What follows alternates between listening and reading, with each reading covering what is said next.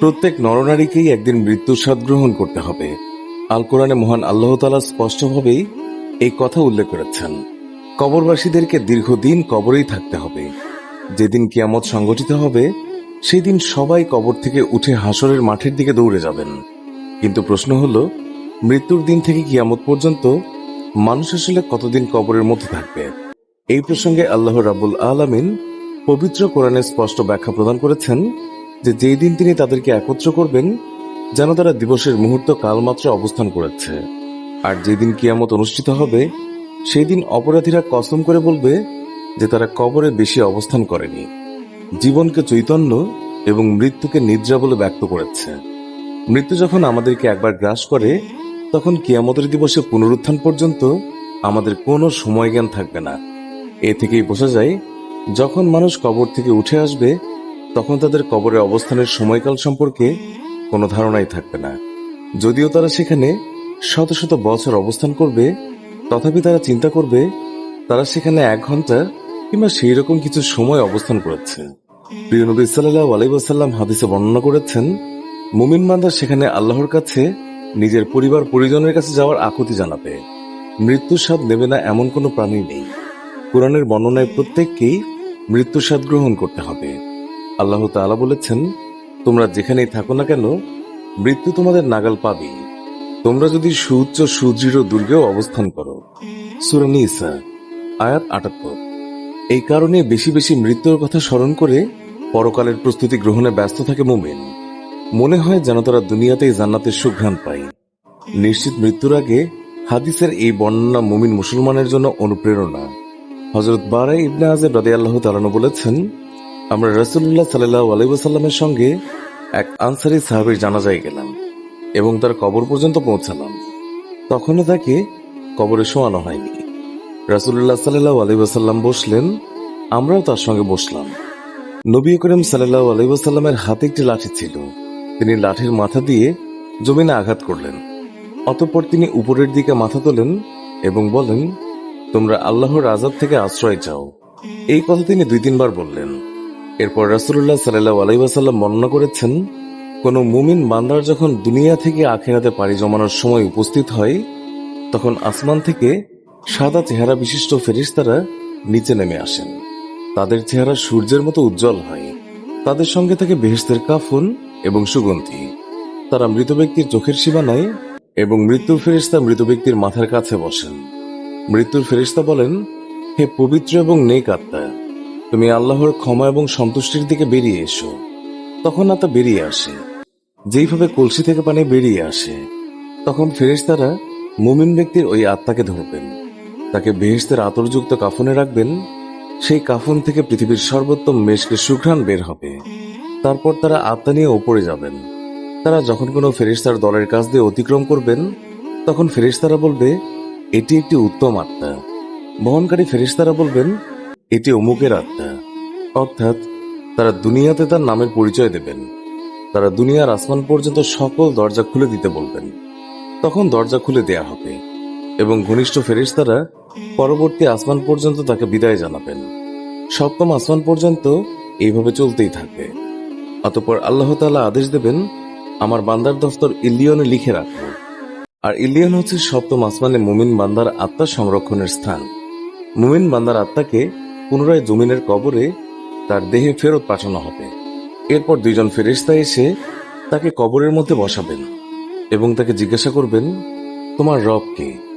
আত্মা বলবে, আমার রব আল্লাহ রাব্বুল আলামিন। তারপর তারা জিজ্ঞাসা করবেন, তোমার দিন কি? আত্মা বলবে, আমার দিন ইসলাম। ফেরেশতারা জিজ্ঞাসা করবেন, তোমার কাছে প্রেরিত লোকটি কে? আত্মা বলবে, তিনি আল্লাহর রাসূল। তারপর জিজ্ঞাসা করবেন, তুমি কিভাবে জানো?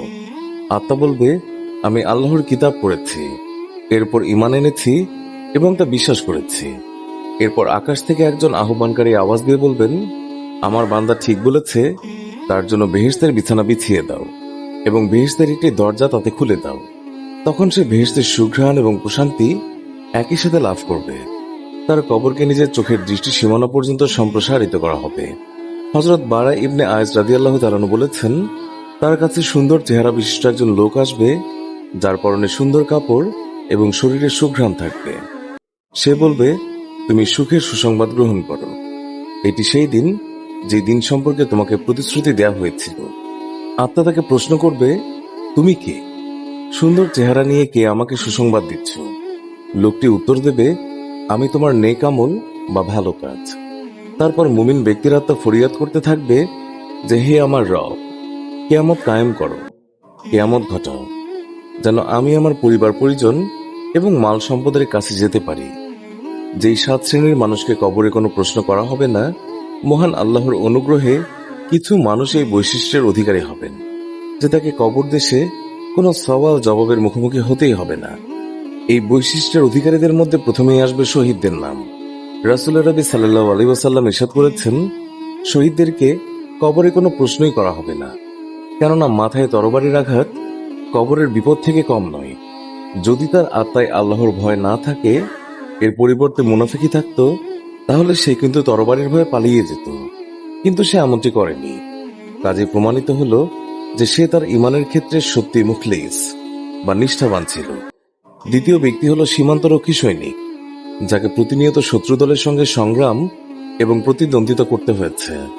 এই ব্যক্তির আলোচনা পবিত্র কোরআনেও এসেছে এবং হাদিসের মাঝেও আলোচিত হয়েছে। তৃতীয় ব্যক্তি হল যিনি মহামারীতে আক্রান্ত হয়ে মারা গেছেন, কেননা সহিহ হাদিসের ভাষ্যমতে সেও শহীদের মিছিলেরই একজন। চতুর্থ ব্যক্তি হল আপাদমস্তক আল্লাহ এবং তার রাসূলের উপর সত্যনিষ্ঠ আস্থা এবং বিশ্বাসের অধিকারী সত্যবাদী সিদ্দিক, যার প্রকাশ্য এবং অপ্রকাশ্য কোথাও মিথ্যের লেশ মাত্র নেই। নবীদের পরে তাদের স্থান।